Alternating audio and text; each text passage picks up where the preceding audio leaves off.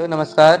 स्वागत है आप सभी का आपके अपने यूट्यूब चैनल अभिषेक ज्ञान संस्कृत में। मैं अभिषेक आनंद स्वागत करता हूँ आप सभी का आपके अपने यूट्यूब चैनल। तो देखिए, पिछले वीडियो में मैंने रामायण के बारे में कुछ कहा था, तो मैंने सिर्फ उसमें वाल्मीकि जी के बारे में बताया हूँ, ठीक है। तो देखिए, अगर आप वो सब वीडियो मेरी नहीं देखे हैं उस वीडियो को, तो लिंक डिस्क्रिप्शन में दिया हुआ है, तो एक बार जरूर से जाकर के देख लें। तो चलिए, आज जब ये देखिए रामायण की जब हम शुरुआत करते हैं, सबसे पहले किसका नाम आता है? राजा दशरथ का आता है ना। सबसे पहले तो देखिए, दशरथ थे कौन? ये एक राजा थे, ठीक है। और उस समय तो देखिए, सब जितने भी राजा महाराजा थे सब तो शिकार उकार किया करते थे। और ये जो है, ये चुबाकू वंश के थे और सूर्यवंशी थे, ठीक है। इस चीज को आपको हमेशा याद रखना है, ये चुबाकू वंश के थे और सूर्यवंशी थे। तो आइए देखते हैं और यहाँ पर क्या क्या लिखा हुआ है।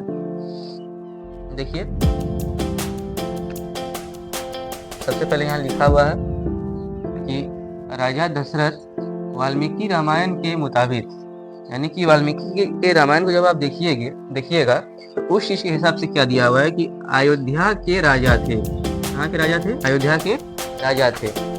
देखिए, अभी मैं इस चीज के बारे में पूरा जानकारी आप लोगों को दूंगा, तो पहले आप लोग एक बार स्क्रीनशॉट ले लीजिए, ठीक है। क्योंकि अभी मैं चीज दूंगा तो फिर गंदा हो जाएगा ना, तो एक बार आप लोग स्क्रीनशॉट ले लीजिए, तो फिर बात करते हैं।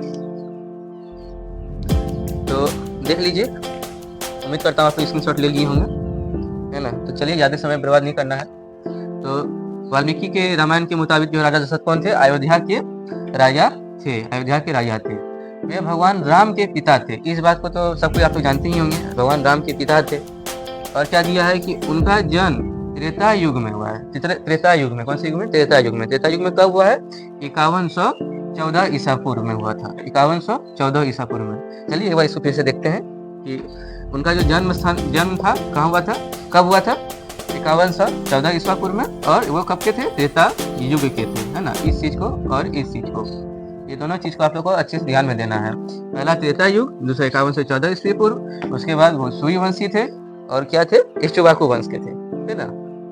चलिए अब आगे देखते हैं। देखिए क्या लिखा हुआ है कि कुछ खास बातें हम इसे देखेंगे, इनसे जुड़ा हुआ। देखिए बात क्या क्या है।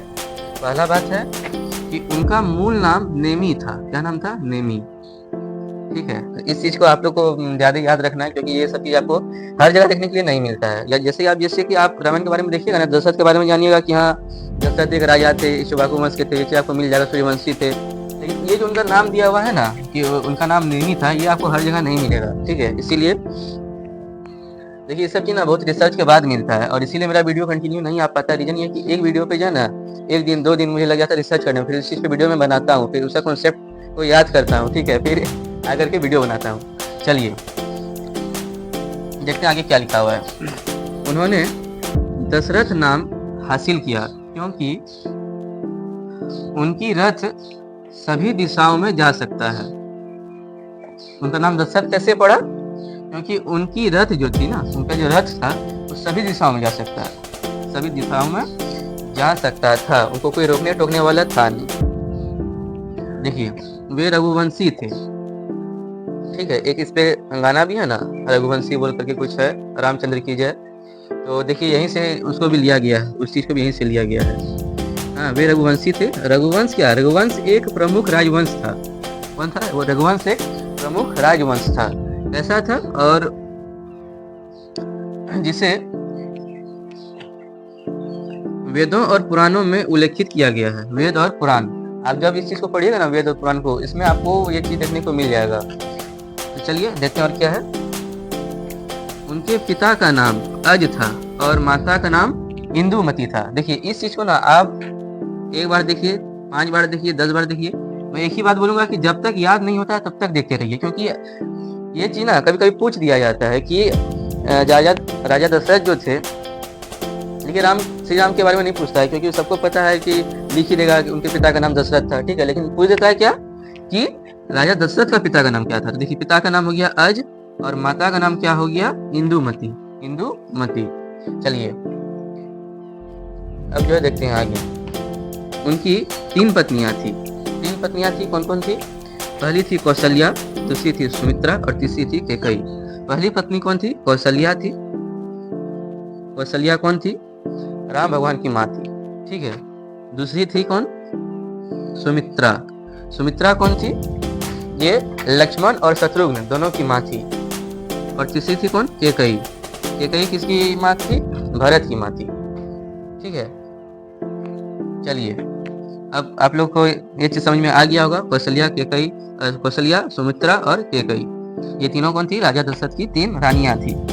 देखिए उनकी पुत्री शांति थी। शांति का विवाह महर्षि ऋषभृंग से हुआ था। किससे हुआ था, ये चीज आपको देख लेना है।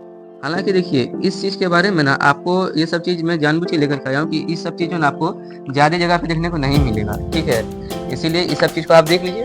ये 2 चीज एक्स्ट्रा देखने में क्या जाता है ना, देखिएगा तो आपका ही फायदा है।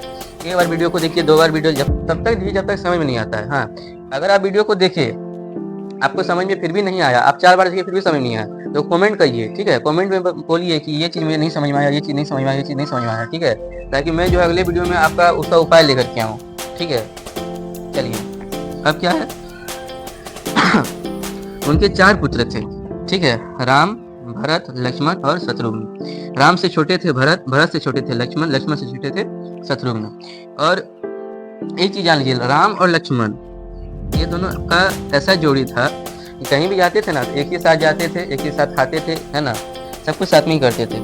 और राम भगवान को के भी ये कह लीजिए कि सबसे प्रियतम भ्राता के बारे में ये लक्ष्मण ही है। ठीक है, तो ठीक है, आज का वीडियो में इतना ही रहने देते हैं। उम्मीद करता हूँ आपको ये वीडियो पसंद आया होगा। तो ठीक है, अब जो नेक्स्ट टॉपिक आएगा देखता हूँ वो चीज़ किस पे आता है। अब नेक्स्ट टॉपिक